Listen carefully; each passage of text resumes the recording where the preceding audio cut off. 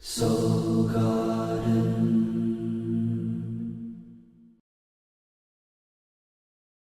Hello my friends, the Act 3 Video Orbit Report and now Audio Report on MP3 are both available at soulmart.me. You can dive deep into restoring justice in Libra and those deep boundaries we're cutting in Scorpio, plus information on the solar eclipse, all available at soulmart.me.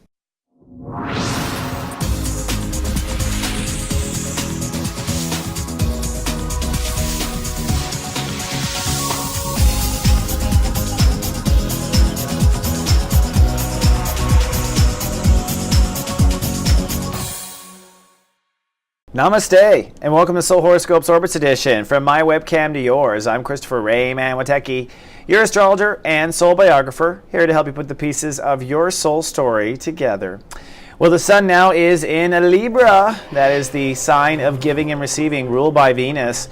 That means we're all upgrading our justice and sense of fairness. We'll move from step 6 to step 12 this week.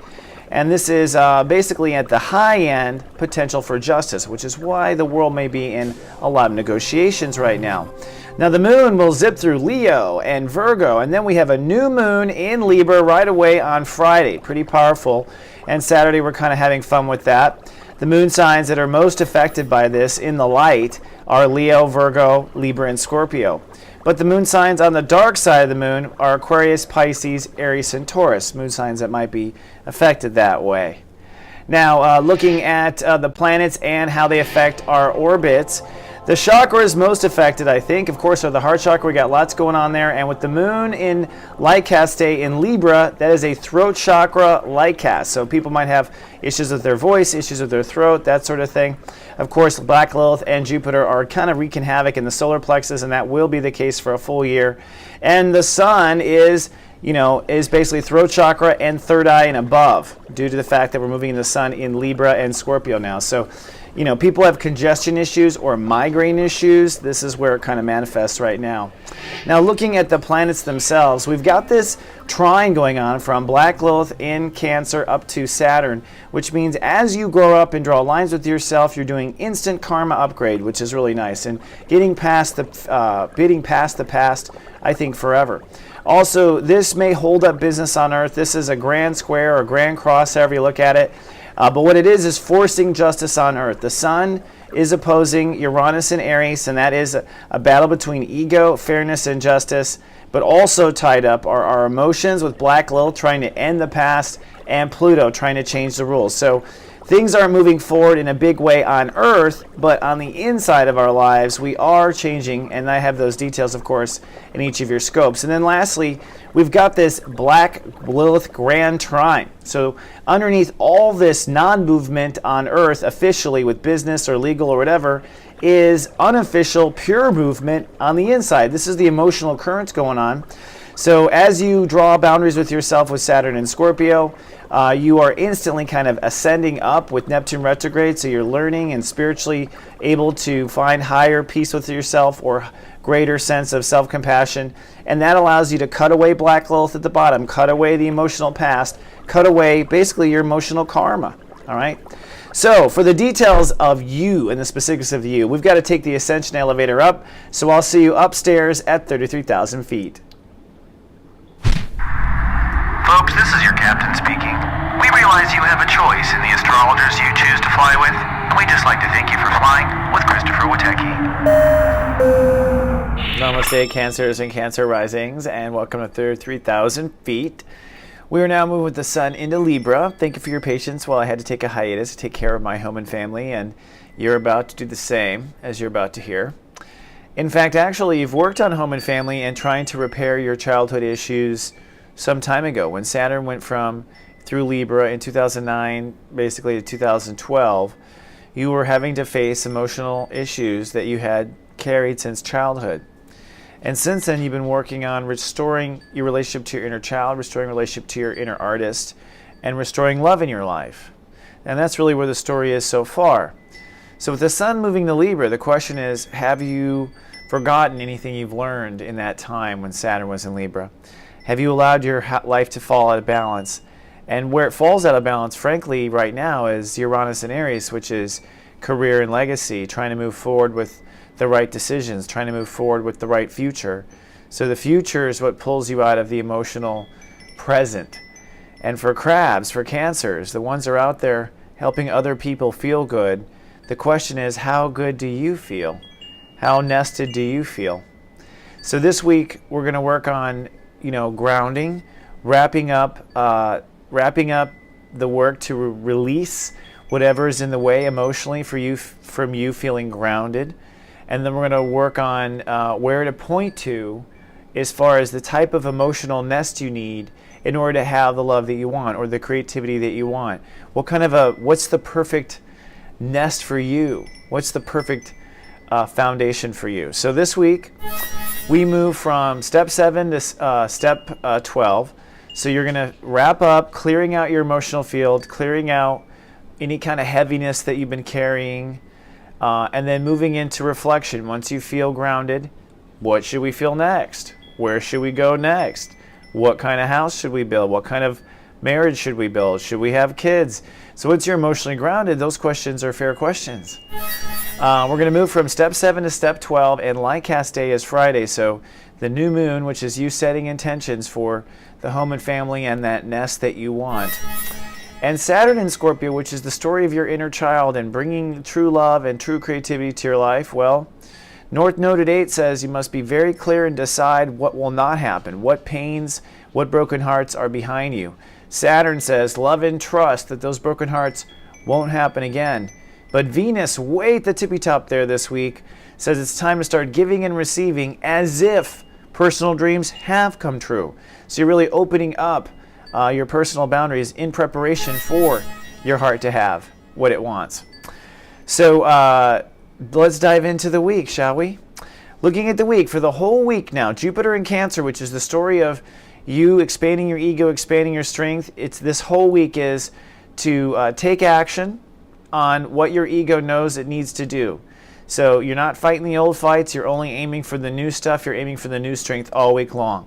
Saturn at step 10 says do not go backwards on your inner child. You're not going to move to the old broken heart, you're not moving to the wounded artist, we're not going to that old broken heart anymore. Uranus at 10 degrees retrograde says just love and trust your career path right now. Don't make any changes, just love and trust where it is. And Neptune at 3 degrees says listen to your own spirit and do meditation to understand and learn why all these things are happening in your life right now. So on Sundays we start the week, it's restoring peace back to the nest, restoring peace back to your home family foundation. And with the moon in Leo, you're probably feeling pretty strong. On Monday, it's a spiritual day for Cancers and Cancer risings. So it's a spiritual day for you. And again, you're probably spiritually intuiting where to invest, where you're going to lay eggs, where you're going to manifest, that sort of thing. Then by Tuesday, it's time to stop and decide what aspects of Home Family Foundation must go.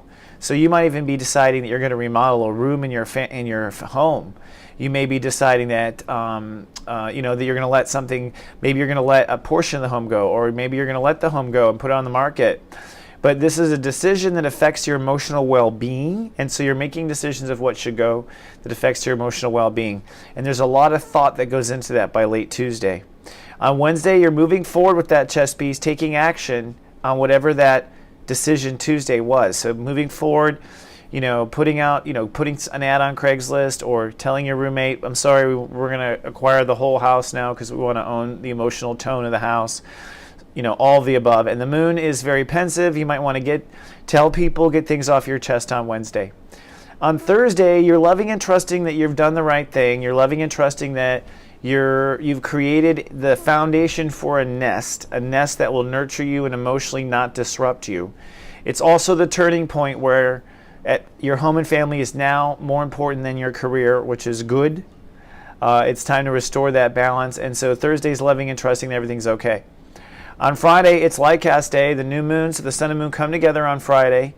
It's 11 degrees, so there's going to be some healing that goes on with feeling like, the nest is solid, it's ready for winter. And for a lot of crabs, this might be the winter prepping, prepping for the winter. This is very much kind of attuned to that, interestingly enough. And so you're loving and trusting, and you're holding space a lot for your inner child to have what it wants, because by having the perfect nest, by having career in its right perspective as far as importance, by putting the Cancer virtues of Home Family Foundation as number one again, this really is a joyous occasion for the crabs and the Cancer rising. So Friday is a very much healing light cast day for you. Then Saturday, the moon is in Libra still, so it's a nesting, resting, Home Family Foundation weekend. And it's also maybe feeling strong and exploring where feelings might go next, where feelings might grow next. And so Saturday is an optimistic, star-filled, happy day, I think, after light cast day, kind of floating with those still intentions. And what comes next will be inner child. So let's take a quick sneak peek at next week, shall we? Next week, the following week, it's really fun because Sunday, if you did all the soul work there with light cast day Sunday, there's some quantum breakthrough there at the purple and green. Then we have Love Fest Day on Tuesday, so you're really going to be feeling the Love Fest Day. And then by Thursday, I think already committing to the next stage of emotional development, which is really groovy. Now, I've got a new feature in the Soul Horoscopes. I call it the Serious Joy Toy. And this is where I'm going to give you a little gift at the end of the horoscope. But before I do, I need to ground and tell you who's sponsoring us. Hello, my friends. Welcome to Witecki Theater, the serene environment I've created for meditations and products, including the Act 3 Orbit Reports. And that's what I'm talking about today. For just $11.11, I will guide you for over 30 minutes on Virgo, Libra, and Scorpio, giving you a nice forecast of what's to come. And believe it or not, on 11/11/2013, there'll be a lot of change. You have to watch or listen to find out. So please help us by downloading your copy at soulmart.me. And now to your Serious Joy Toy and Crab Risings. Well, the Serious Joy Toy is designed to be a little toy to play with through the week.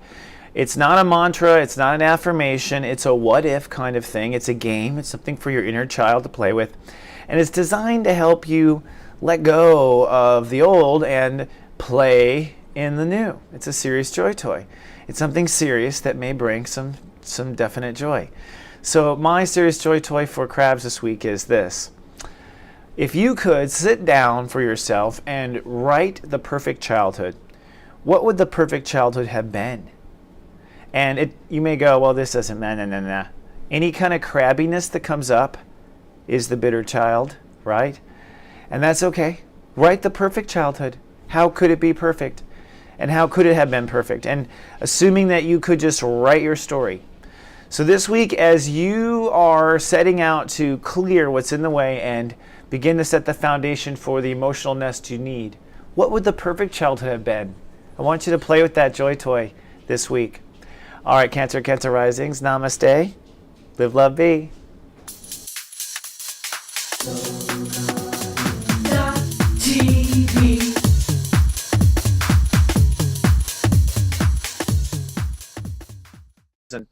I'm convinced at this ripe age of 22 that so funny. Actually,